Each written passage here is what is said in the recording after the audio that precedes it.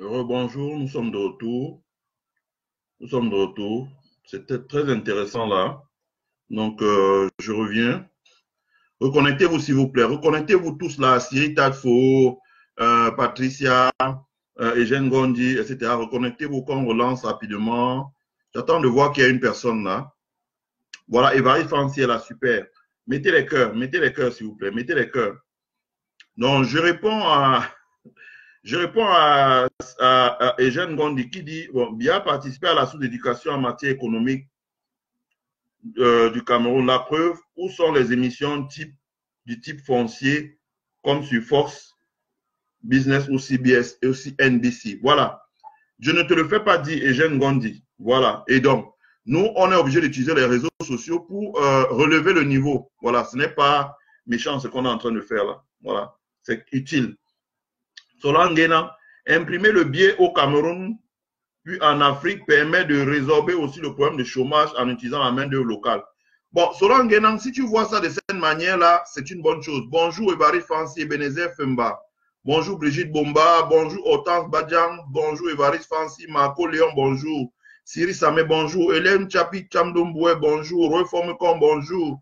Eugène Gondi, bonjour. Bienvenue. Bienvenue, revenez. Je commence à continuer à répondre aux questions. Fred Dollar Priso dit, pour rendre le système bancaire efficace au Cameroun, il faut détruire. Fred Dollar Priso dit, pour rendre le système bancaire efficace au Cameroun, il faut détruire l'économie souterraine, rendre l'informel productif et éradiquer les tontines qui réellement sont contre-productifs. Les banques au Cameroun sont limitées. Elles ne jouent pas réellement leur vrai rôle qui consiste à accompagner les projets. Les banques au Cameroun sont toutes des caisses d'épargne. Fred Dollar, tu as raison. Sauf que je n'aime pas le mot éradiquer. Parce que quand tu dis éradiquer, c'est comme si les tontines sont mauvais. N'oublie pas d'où viennent les tontines. Les tontines viennent parce que nos parents se battaient pour se contourner la répression monétaire qui avait cours lors de la colonisation. Il faut savoir après Dollar Priso, si tu n'as pas étudié l'histoire de ton pays, je te renvoie lire Léopold Moumé Etia, le Cameroun.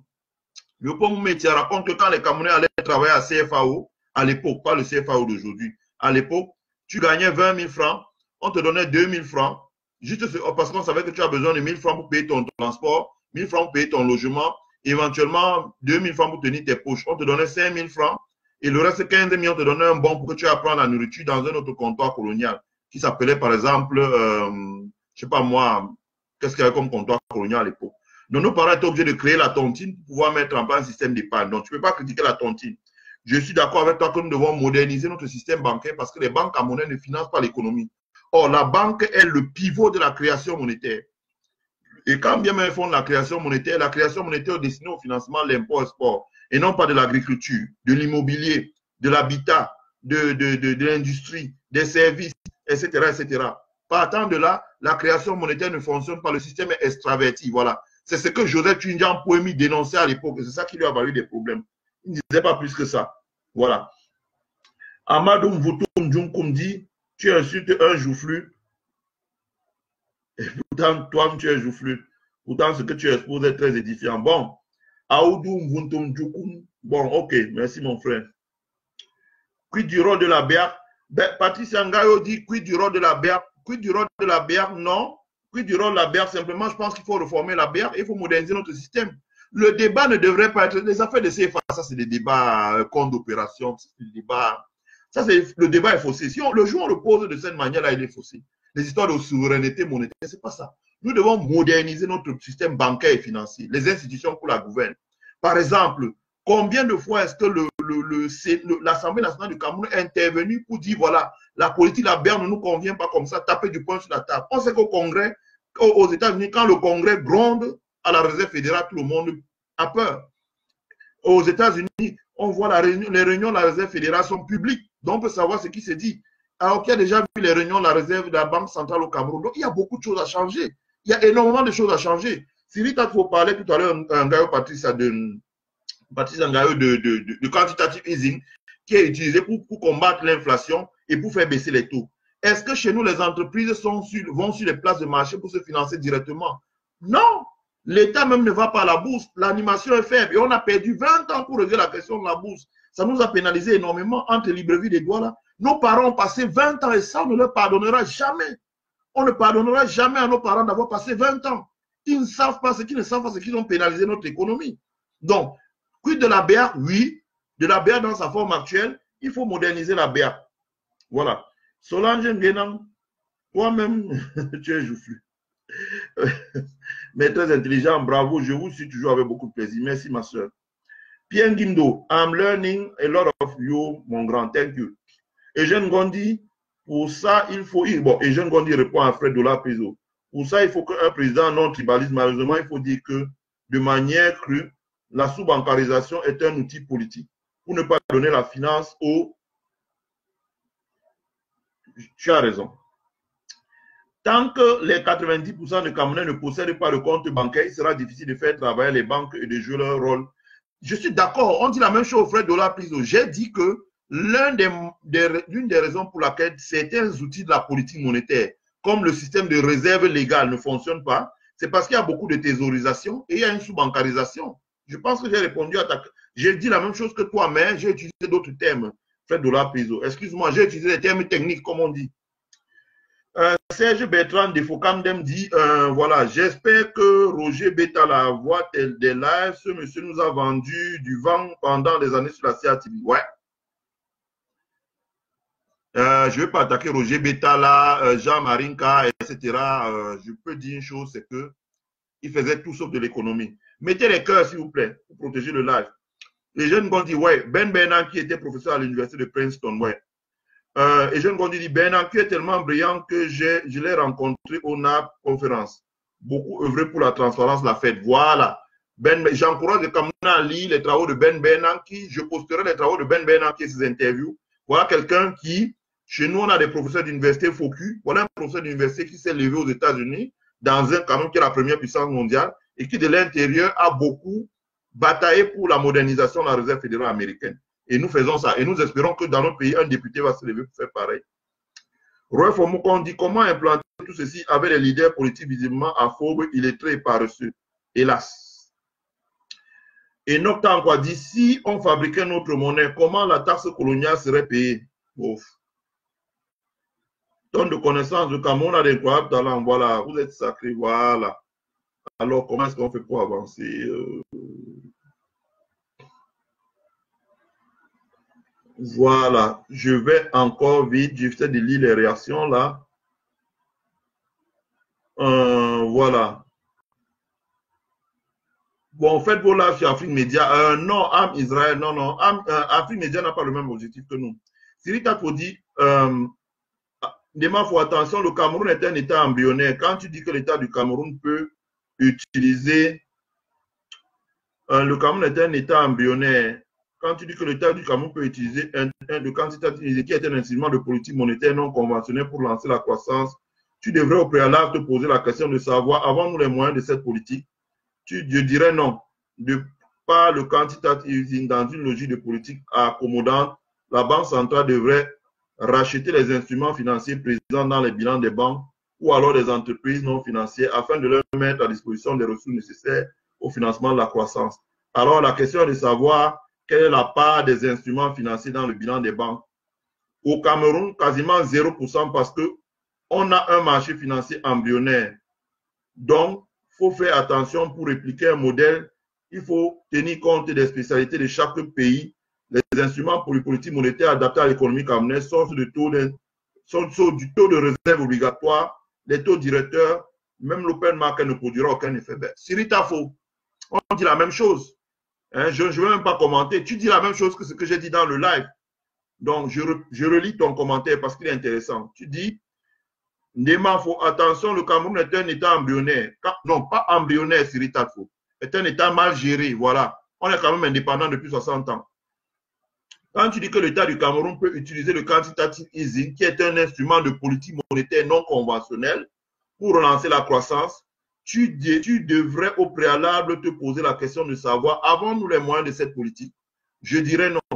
De par le quantitative easing, dans une logique de politique accommodante, la Banque centrale devrait racheter les instruments financiers présents dans les bilans des banques ou alors des entreprises non financières afin de mettre à leur disposition des ressources nécessaires au financement de la croissance. Tu as raison. Alors, la question est de savoir quelle est la part des instruments financiers dans le bilan des banques au Cameroun. Quasiment 0% parce que un marché financier embryonnaire. Donc, il faut faire attention pour répliquer un modèle. Il faut tenir compte des spécificités de chaque pays. Les instruments de politique monétaire adaptés à l'économie camerounaise sont le taux de réserve obligatoire et les taux directeurs. Même l'open market ne produira pas l'effet escompté. Tu as raison. Et c'est pour ça que nous faisons un live comme ça sur l'État pour dire il est temps d'agir. Voilà. Et agir, c'est poser les vraies questions comme ce que tu as dit là. Et non pas les débats sur est-ce que le franc est fabriqué en France, qui sont des faux débats. Qui sont des faux débats qui nous endorment et qui n'apportent rien au débat en fin de compte. Thierry Choconte et Tiako dit extraversion de nos économies appelle une politique de production-substitution permettant de développer un tissu de PMI local. Voilà, je l'ai dit. Et Jean Gondi dit, je vous dis, le Bénin va nous dépasser dans 5 ans. Si les gens du RDPC sont encore là, j'ai vu l'accueil qu'ils font aux investisseurs. Les Camerounais sont déjà remplis là-bas. C'est vrai. Je connais un Camerounais dont je ne vais pas donner le nom ici, qui vit en Chine, qui est membre du RDPC, qui est en train d'investir 3,5 milliards en Chine pour construire une usine de fabrication de pâtes alimentaires. Il est membre du RDPC, il vit en Chine, mais il a choisi le Bénin plutôt que le Cameroun. Je m'arrête là, je ne vais pas plus loin. Pouvez-vous donner, parce que j'ai participé au montage de son projet, pour ne même pas dire que je suis dedans. Pouvez-vous donner votre avis, si avis il y a, sur certaines prévisions d'effondrement économique faites par certains économistes, politologues ou encore ce qu'on appelle maintenant les collapsologues? Est-ce que vous pensez que c'est à prendre au sérieux? Ben, Marcia Chonan, je n'ai rien lu, donc je ne peux pas répondre à ça. Si le Niger est dans l'écho, cela devient une nécessité pour le Cameroun d'y être. Voilà, Soptane. Marcia Chonan, et aussi, qu'est-ce que vous pensez du réchauffement climatique? Je pense que le réchauffement climatique est un problème. Voilà, Soptane dit l'État doit s'investir dans sa monnaie. Exact. Ams Israël dit tout ce qu'il faut, pour ça, il faut un État transparent et des personnes de qualité pour faire et non des personnes de relation à des postes. Oui. Fred Olapis dit effectivement, les banques camerounaises ne financent pas l'immobilier. C'est vraiment aberrant. Je suis un projet immobilier locatif et j'ai déjà financé à 80%, mais j'ai du mal à trouver une banque qui finance des investissements immobiliers à 100%. Voilà. Des banques ne financent pas, ce n'est pas parce qu'elles ne veulent pas, c'est parce que l'État n'a pas mis en place certaines institutions. Moi, je travaille pour le président Maurice Kamto. Dans les notes que je lui envoie, je lui ai dit, mon président, il faut fermer le crédit foncier Cameroun. Il faut envoyer la possibilité de faire les crédits, comment on dit, mortgage loan.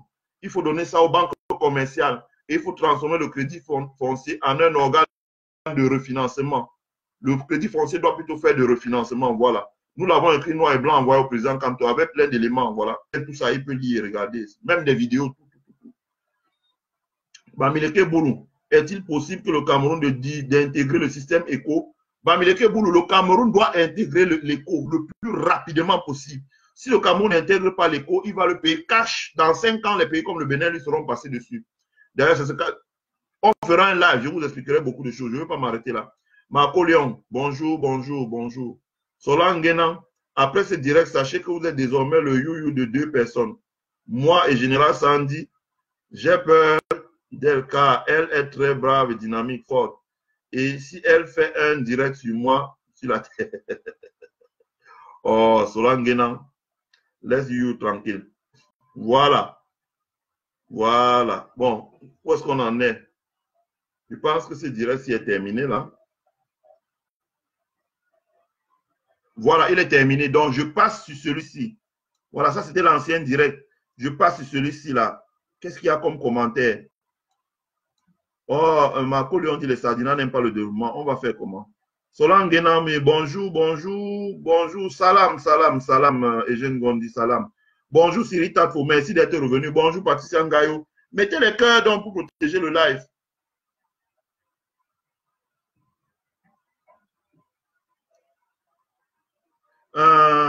Bonsoir et merci pour l'éducation. Hélène Chapi Chamdoumboué, je t'aime beaucoup, voilà. Je ne sais pas pourquoi je t'aime beaucoup, parce que tu fais des choses très intéressantes. Voilà. Et tu le fais avec passion. Ça, j'adore, franchement. Voilà. Et je lis encore. Il va vraiment raison, je suis d'accord avec lui. Ouais. Siri Tatfotine demande, faut attention. Le Cameroun est un bon. J'ai déjà lu ça, Siri Tatfo. Bonjour, Francine Domo Sango. Bonjour, Jean Mounet. Bonjour, Abouaka Pefoura. Bonjour, le grand prince Njoya. Ah, bonjour, le grand prince Njoya.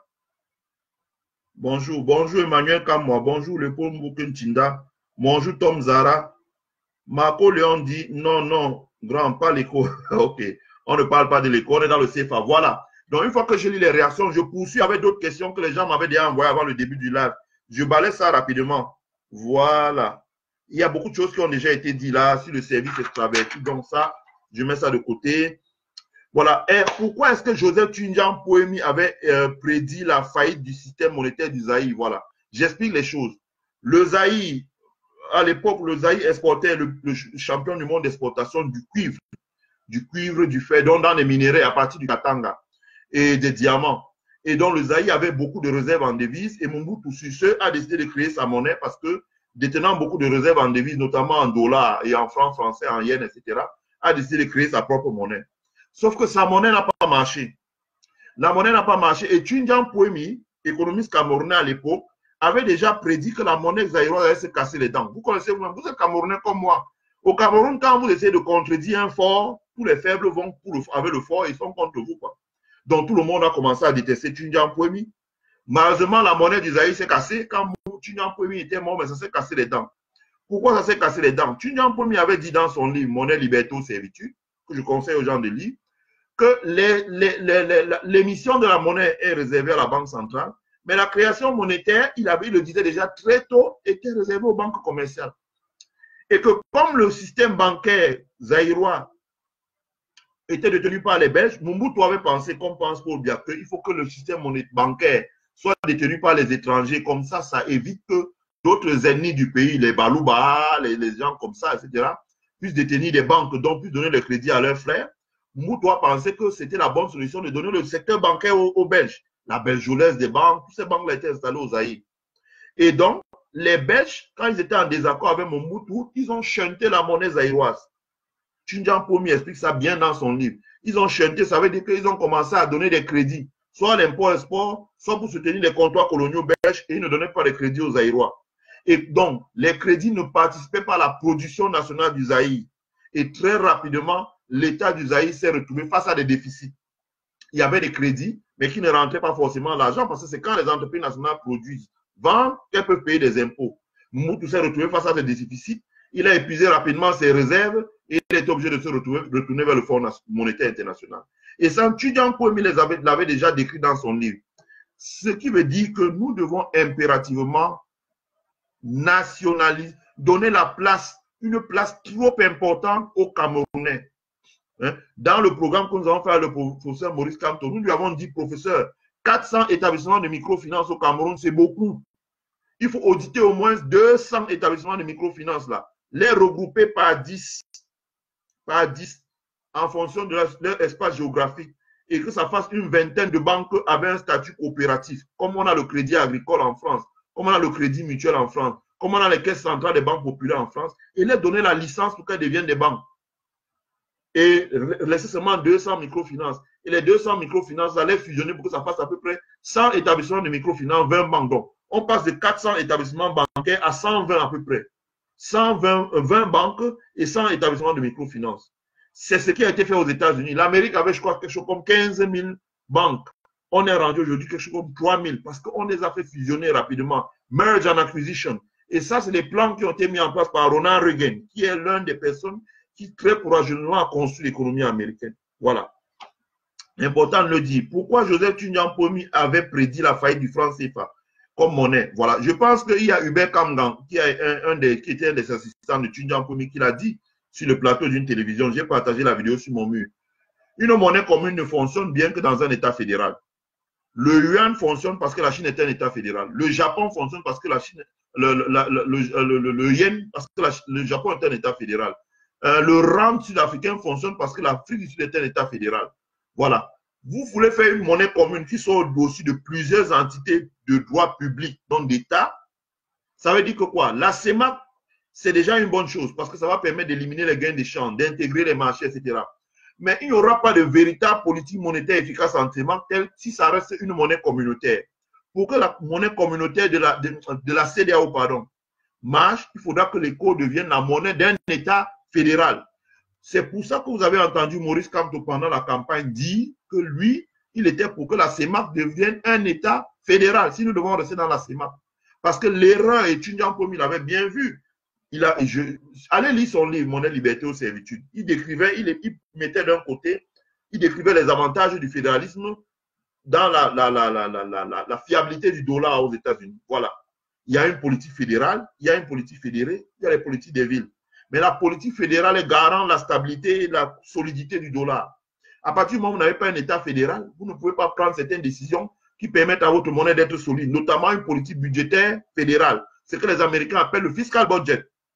Donc, c'est cela que Tunya Pomi avait vu longtemps à l'avance. Et comme il avait compris que on avait mis une monnaie au-dessus des États, où il n'y avait même pas la libre circulation des personnes, où il n'y avait pas la démocratie, où il n'y avait rien en commun, où les peuples se regardaient en chien de faïence, il a dit, écoutez, la monnaie là n'ira pas loin. Bon, il avait dit très tôt ce que nous pouvons dire aujourd'hui sans être assassiné, quoi. Donc voilà. Ensuite, je vais à l'autre point. Expliquer pourquoi le système bancaire du Nigeria est performant. Ben, le Nigeria a fait beaucoup de réformes de sa banque centrale. Je vais parler là-dessus. Regardez Lamido Sanusi. J'ai partagé une vidéo de Lamido Sanusi qui est la conférence qu'il avait fait à l'université de Stanford. Je vais partager encore d'autres vidéos de Lamido Sanusi. Je vais essayer de les dématérialiser, de les mettre en MP4. Je vais le faire ce soir tard. Regardez les vidéos. Écoutez bien ce que dit Lamido Sanusi. Et si vous avez des questions, posez-les. Lamido Sanusi est celui qui a mené des réformes dures pour moderniser la banque centrale nigérienne. Il avait déjà travaillé dans l'ombre avec Obasanjo. Il a été nommé par Yaradua. Il a été maintenu par Goodluck Jonathan. Il a fait beaucoup de réformes difficiles. Il a travaillé avec le Congrès et le Sénat nigérian pour pouvoir faire des réformes monétaires. Voilà. Donc, il a réformé la banque centrale. Le Nigeria a une bien meilleure gestion de ses réserves. Vous avez vu sur mon mur où j'ai partagé la vidéo de Aliko Dangote et du gouverneur de la réserve fédérale du Nigeria. Le gouverneur de la réserve fédérale du Nigeria vient sur le chantier de construction de la raffinerie de Dangote et dit, bon, nous allons mettre de l'argent pour que la raffinerie puisse décoller. Voilà. Nous allons mettre l'argent pour que la raffinerie puisse décoller. Si nous allons mettre l'argent pour que la raffinerie puisse décoller, c'est parce que, et ça, Aliko, parce que c'est un projet créateur de valeur. Dans les pays comme le Nigeria, quand vous voulez faire des importations, on privilégie d'abord les achats d'équipements, les achats de matières premières, les achats de matériels de transport, etc., etc. Les armes et munitions, par exemple, au besoin, avant de pouvoir privilégier maintenant les achats de produits de consommation, les importations de produits de consommation. Voilà, c'est réglementé. La Banque centrale priorise la gestion des devises. Et c'est ce qui va se passer dans les pays de l'éco. Vous allez voir que ça va devenir difficile d'importer le champagne, les liqueurs, parce que la Banque centrale, l'éco, là, va plus donner tous les bons comme ça. On va commencer à leur appliquer les mêmes politiques au Ghana. C'est pour ça qu'il y a certaines personnes au Cameroun qui ont peur qu'on entre dans l'éco. Et donc, nous disons entrer dans l'éco. Parce que quand nous allons entrer dans l'éco, on va nous discipliner comme on a discipliné les opérateurs économiques au Ghana. Ça veut dire que si j'achète un conteneur de champagne avec mon argent que j'ai travaillé ici aux États-Unis, je vais exporter au Cameroun, pas de problème. Mais s'il faut maintenant sortir l'argent du pays pour aller acheter du champagne, on va d'abord au niveau de la banque centrale donner la priorité à celui qui veut importer les machines ou la matière première pour faire construire les usines. Et ça, c'est une politique qui a été mise en place au Nigeria par Lamido Sanusi. Il y a les banques commerciales au Nigeria qui sont détenues à 80% par les Nigérians. Et il y a les banques nationales de développement. Nous avions à l'époque de nos parents une banque qui s'appelait BCD, Banque Camerounaise de développement, qui finançait, donc, comme on dit, les long life asset, long life project. La Banque Camerounaise de développement a été fermée, je ne sais pas pourquoi. Il y avait des banques comme le Crédit Agricole. Elles ont été fermées, je ne sais pas pourquoi. Donc aujourd'hui, on n'a pas ce type de banque. Les Nigérians ont recréé des banques, Bank of Industry, Bank of Agriculture, qui financent les projets agricoles et les projets industriels. C'est des banques qui ont juste le modèle de banque de développement. Ensuite, les Nigérians derrière ont nationalisé le secteur bancaire. Quand vous venez ici aux États-Unis, est-ce que vous voyez une banque étrangère qui a ouvert pignon sur rue? Non. Et quand bien même une banque vient s'installer ici, c'est qu'elle amène des fonds pour pouvoir acheter les bons, les obligations de l'État ou des entreprises américaines. Or, nous ne pouvons pas nous en sortir. Les Nigérians ont réussi à remettre le système bancaire entre les mains des nationaux. Moi, je l'ai dit, et je l'ai dit, c'est sans polémique. Au Cameroun, la raison pour laquelle on ne veut pas le faire, c'est parce qu'on a en tête, si on fait ça, les Bamileke vont déposer massivement les demandes d'ouverture de banques et on vu les banques partout, ils vont pouvoir utiliser ça pour financer leurs affaires. C'est ça le vrai problème. Et on a le courage de nous dire la vérité les yeux dans les yeux. Enfin, je vais très vite. On dit pourquoi la politique monétaire de la BIA ne fonctionne pas en zone CEMAC. Donc, Sirita Foa a parlé de ça, j'ai parlé, Patrice Ngayo a écrit, j'ai lu les contributions de tout le monde. J'ai bien dit que parce que il y a l'extraversion, l'État du Cameroun s'endette essentiellement à l'étranger. L'État du Cameroun doit commencer à émettre des obligations de trésor.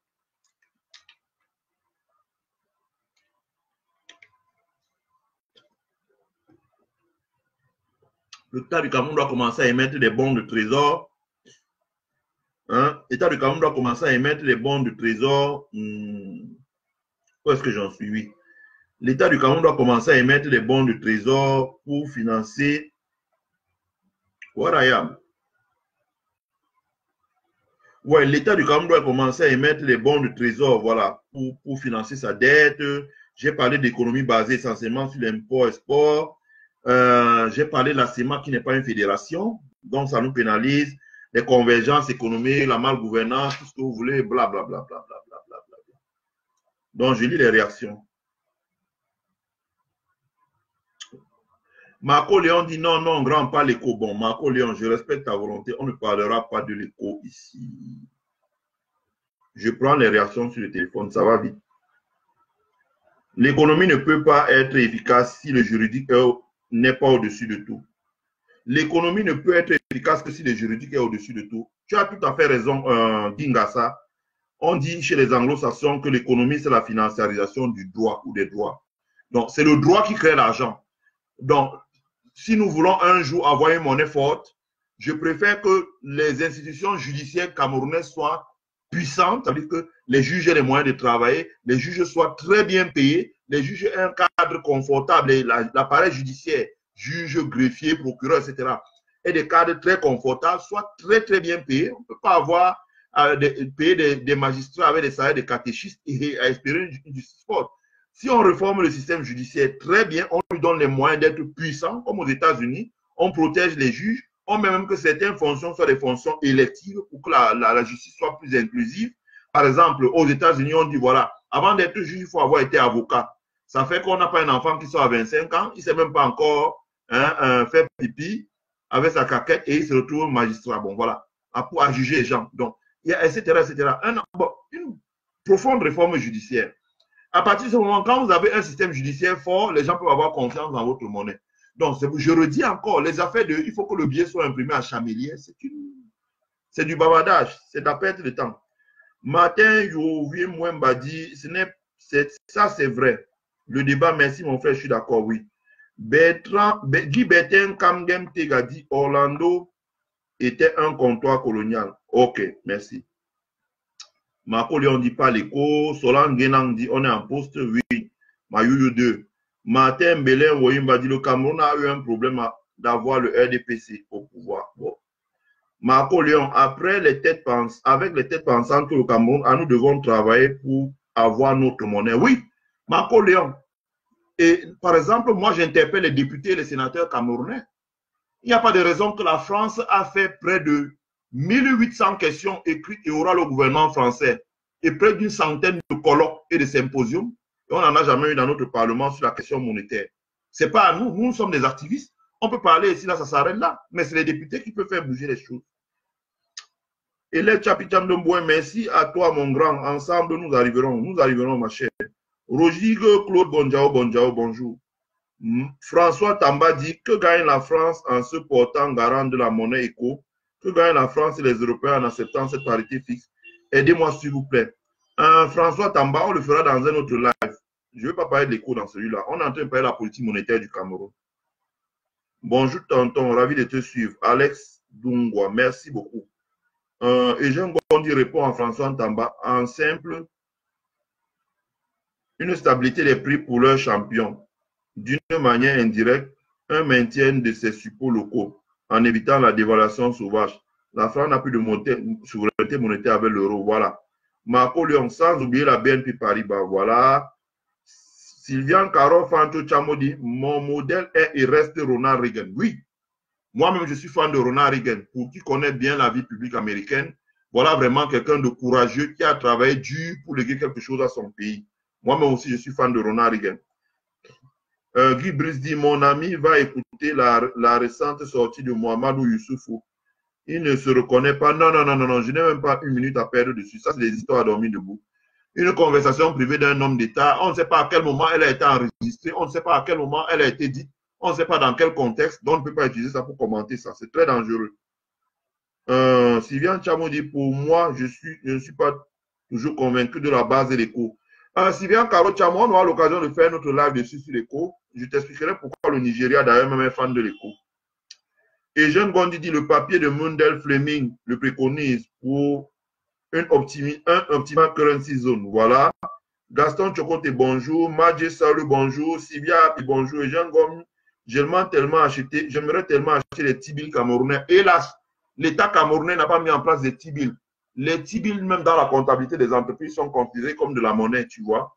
Selon les standards GAP, General Accepted Accounting Rule aux États-Unis. Et si on avait mis en place les T-bills, tu vois, l'État pourrait lever l'argent très facilement. Au lieu de taper sur les opérateurs économiques d'une certaine manière, pourrait lever l'argent. Des stocks camerounais, voilà. Marco Léon dit, mon grand, parle-nous s'il te plaît de cette banque française qui est la BNP, qui a failli être l'une des banques les plus puissantes du monde et pourquoi le repli sur soi. On en parlera une autre fois, Marco Léon. Le problème de l'économie africaine repose essentiellement sur le dos de la classe dirigeante moribonde. Hélas. Tony Rochon, voilà. Bon, du coup, Chabo, bonsoir, Ndé. Seule l'amélioration de notre tissu économique industriel permet une réelle relance aussi bien économique que financière de notre pays. Oui, si les crédits dont la création monétaire, lorsque les crédits dont la création monétaire permet de financer l'économie productive, ça rend efficace la création monétaire. Le problème chez nous, c'est que la création monétaire permet de financer la rente et la spéculation. Donc, ça ne crée aucune valeur. À partir du moment où ça ne crée aucune valeur, l'effet multiplicateur, la masse monétaire ne fonctionne pas. Voilà. Donc, une fois que j'ai dit ça, vous avez vu même que mon live est arrivé. On a d'abord fait 1h30 et là, on fait 30. Ça fait 2 heures de live. Je remercie tous ceux qui ont suivi ce live. Et le live sera en replay sur mon mur.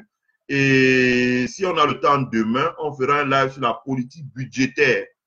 La politique budgétaire. On fera un live demain sur la politique budgétaire. Voilà, je remercie tous ceux qui ont suivi ce live, ceux qui ont mis les cœurs, ceux qui ont partagé, ceux qui ont contribué. C'était un bon live. Je pense qu'on a beaucoup éclairé nos compatriotes. Il faut le regarder. Il sera en replay. Il faut le partager. Je vous remercie beaucoup et je vous souhaite une bonne soirée. Voilà, ciao, ciao.